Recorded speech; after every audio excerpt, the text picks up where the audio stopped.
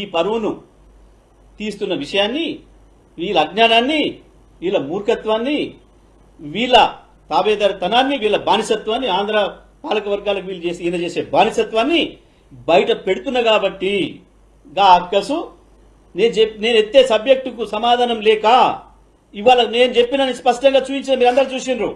కాళేశ్వరంపై Kannepalli pump house దగ్గర నిలబడి చూపించిన, ఇగో ఈ గేట్ యువతల నీళ్లున్నాయి, ఈ గేట్ ఓపెన్ చేసేసి బటన్ ఒత్తితే నీళ్లు వస్తాయి, ఇవి 3 రోజుల్లో సూర్యాపేటకి చేరుతాయి, 4వ నాటికి నా చిన్న సీతారాం తండ పొలాలను తడుపుతా, మాకు అవకాశం ఇస్తే అని చెప్పి నేను ఛాలెంజ్ చేసిన.